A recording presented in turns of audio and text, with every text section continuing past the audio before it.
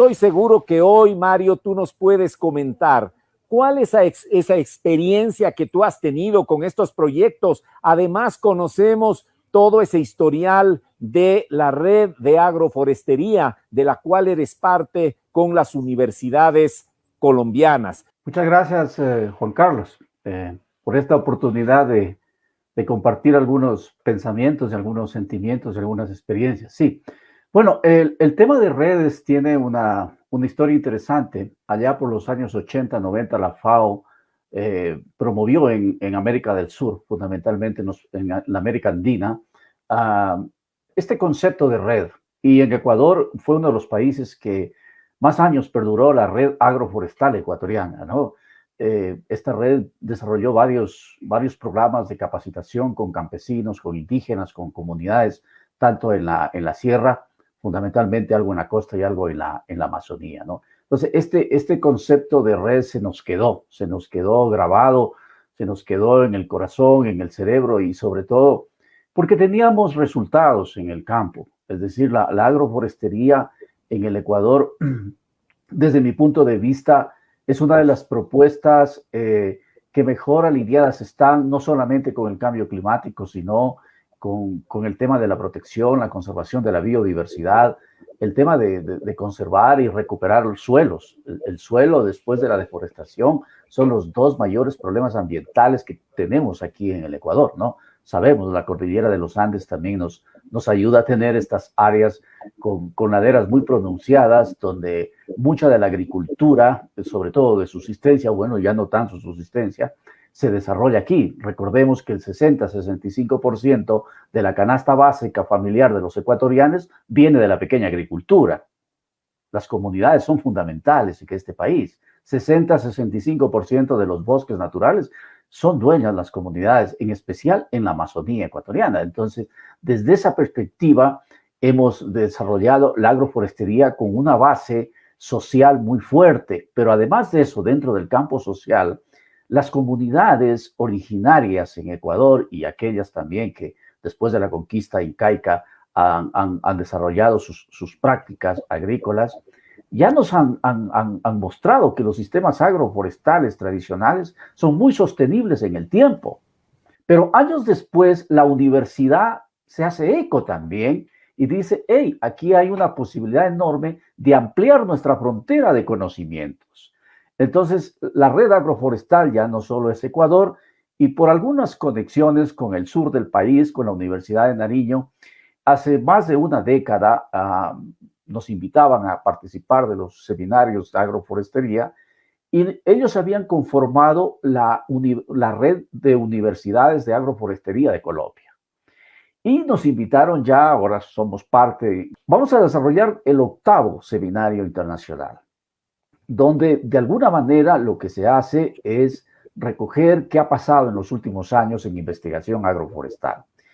Y cuando yo hablo de investigación agroforestal, hay unos conceptos que es importante compartir. Es una investigación muy aplicada para tratar de resolver una parte de esos grandes problemas que los pequeños, medianos agricultores tienen, ¿cierto? Y en ese marco, en la zona de INTA, que queda al noroccidente de Ecuador, es una estribación de la cordillera occidental de los Andes, justo hace 25 años trabajábamos en un programa con CARE Internacional protegiendo lo que es la reserva Cotacachi Cayapas, y la idea era dar alternativas a los agricultores en la zona de amortiguamiento. Pero nos dimos cuenta que los sistemas de producción agrícola, pecuario, no eran sostenibles, ¿sí? Que hacía falta algo, y ese algo era el componente arbóreo. Y es muy interesante porque logramos, a través de Cetropa, de una casa de semillas de Holanda, traer Alnus nepalensis, este aliso de Nepal. Hoy en día hay más de 1000 hectáreas. Los agricultores, sus sistemas los han hecho mucho más sostenibles en el tiempo. 25 años después, tenemos todos los datos del ciclo silvícola. Hemos estudiado los sistemas agroforestales 25 años. Hubieron programas de extensión, de FAO, etcétera, etcétera. Pero la universidad tomó la batuta, para decirlo de esta manera, tanto en investigación como en lo que se llama vinculación, que es un sinónimo de la extensión que hacíamos. Y los estudiantes, por ejemplo, hoy tenemos 25 temas ya desarrollados de investigación sobre sistemas agroforestales. A los que tú te refieres el año anterior con el premio Sacha, sí, con el reto Sacha obtuvimos el número 1 y el número 2. Justamente el número 1 era una combinación muy interesante de trabajar con especies melíferas, porque ahí hay muchos cultivos que necesitan de la polinización de las abejas. Y a veces el uso de pesticidas ha hecho que este insecto se aleje y la productividad agrícola disminuya. Bajar el uso de pesticidas, incrementar los polinizadores con especies forestales que son con flores melíferas, fue de hecho el proyecto que ganó el reto Sacha. El segundo son sistemas silvopastoriles sostenibles. Hemos hecho mucho trabajo en verificar esto con indicadores sociales, ambientales, sí, y económicos, por supuesto. La rentabilidad que tienen los sistemas silvopastoriles con ganado de engorde es muy interesante, incluso con ganado de leche. Porque ahí, en el tema de cambio climático, un factor fundamental que nosotros enfrentamos es la sombra. Esos cultivos, como ocurre en el país, son monocultivos de pastizales, son monocultivos. Colombia tiene mucho monocultivo de café y sucesivamente, cultivos de ciclo corto, incluso la mayoría son cultivos que se extienden por amplias zonas, pero sin un solo árbol. Entonces nos dimos cuenta que la sombra es un factor importante. Al incrementarse la temperatura, hay estrés calórico, ¿no es cierto? El ganado, las vacas, los bovinos, las vacas que tienen 13 partos, hay datos que llegan a tener la mitad, de 20 litros llegan a producir 10. Su capacidad productiva y reproductiva disminuye por el estrés calórico, tema número 1. Pero también cómo se producen en estas fincas ganaderas ya con criterios, vamos a decir, climáticamente inteligentes. Todo el estiércol del ganado, ¿sí?, se empezó a convertir en biogás para producir la propia energía.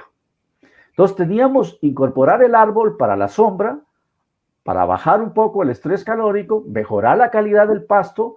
Tenemos estudios donde incluso ya dejó la gente de usar fertilizantes porque con la sombra, con la humedad, tú puedes manejar muchos nutrientes del suelo. Mejor pasto, mejor ganado, ¿sí? Con las heces, haciendo, incluso hay una red de personas que se dedican a hacer estos biodigestores en INTA para producir tu propia energía, y no solamente estás disminuyendo el uso de energía fósil porque se bajan los fertilizantes como la urea, que es muy común usar acá, pero también estás quemando metano con el ganado, con una buena alimentación y usando las heces para evitar que estos se conviertan, ¿no es cierto?, o sumen a la gran cantidad de gases de efecto invernadero. Esa experiencia ha servido también para, en el ámbito de lo que es la red de universidades agroforestales de Colombia, compartirla como país. Y hemos sido gratamente recibidos ahí, formamos parte de esto, porque tenemos otros proyectos. Por ejemplo, hemos hecho mucho con café también.